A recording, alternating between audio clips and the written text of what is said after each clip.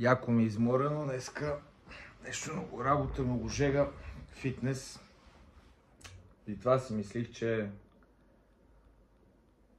YouTube особено, като бизнес или който и да е бизнес, е също като да ходиш на фитнес. В началото почваш, виждаш други хора примерно са здрави, си кажеш искам и аз, или виждаш някой друг, който им прави яко пари и кажеш искам и аз и почваш. И в началото буташ.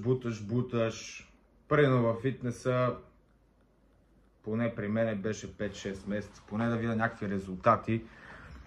И то не е било да са били кой знае какви резултати, просто резултати. Тук не знам как ще е, обаче реално като замисля на макро ниво голямо е същото. В началото успеха в каквото и да е плосък и вече по-натам, вече когато почваш да се качваш, изглежда се едно всичко се случва за момента, както са и повечето чакайте, че не мога да седна. Както са и повечето успешни хора, особено тия онлайн, нали, които ги гледаме, как изведнъж overnight success, пари, почивки, снимки. Обаче реално това, което не се вижда е всичко това, което е вкарано назад, всичко това, което когато са ставали, когато са правили работата. И тук според мен е същото нещо. Да, в началото примерно тия клипове никакви гледания сигурно няма да имат, може би един ден някой ще се върне назад да ги гледа. Обаче това е наистина, че просто трябва да вкараш работата, да си там, макар и в началото наистина да не виждаш никакви резултати. Просто го правиш. Аз с фитнеса така направих. Казаха ми хора, то ти не изглежда, че тренираш, това. Али после направих един стероиден цикъл. Това е друга история. Сега чиста след него. И съм доволен от резултатите, които виждам. Просто това е. Да изглежда страшно, да не знаеш как ще се случат нещата, каквото и да е. Просто действаш. Действаш, всеки ден вкарваш работата, отделяш му внимание, поливаш го и нещата се случват. Лека по лека ставаш тази версия, която има нещата или прави нещата и привлича всичко. Колкото и да ти е тегаво, колкото и преноса, в момента изобщо не ми се снимат никакви клипове, защото наистина ми е яко изморено, искам да си лежа, да си пусна някаква тъпотия да гледам, която няма да ме одобри, да ме направо, даже думата не ми идва. Оползотвори, даже и това не е думата. Обаче просто сега трябва да го направя. Дени ако гледа това, примерно сега Дени нямате тебе, няма го шикера, нямам разсейване. Не, че не ми харесва, излизаме заедно, мен си има много яко. Обаче сега в момента като ви няма, като имам такава дупка, в която няма с кой толкова да се излиза, сега е време да седна, да натисна нещата, за да може после, като дойде другия сезон, да се почива, да се релаксира, да се излиза, да се правят глупости и така нататък. И горе-долу май това е живота. Живота е сезони. Сега работа от 9 до 5 дена в седмицата, или аз както съм, аз съм 6, не съм 5. И чат-пат е, моите от 10 до 4, от 10 до 7, от 10 до 8, при мен е малко различно. Но това не са сезони, това по-скоро е една гадна убиваща рутина.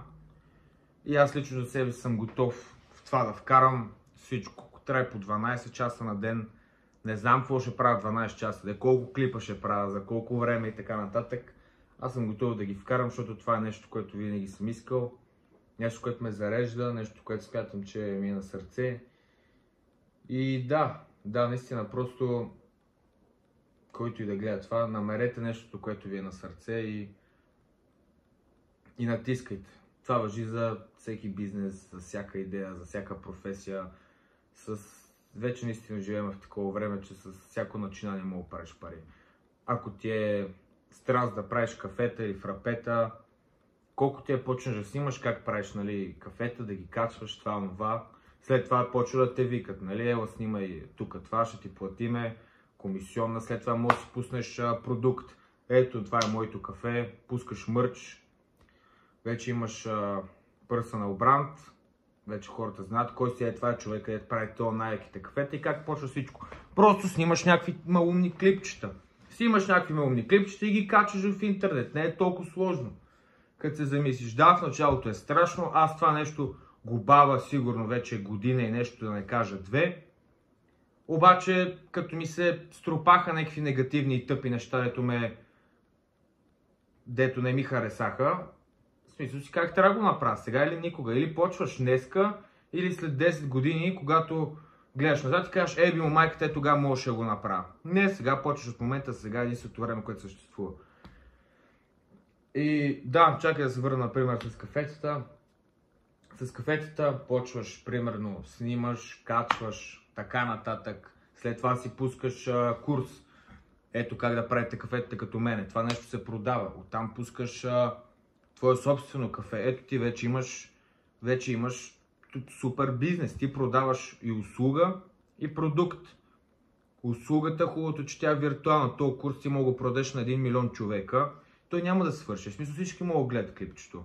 Плащаш си абонамент, правиш си, примерно, общество, в което, примерно, е много 20 лева е, 20 долара е.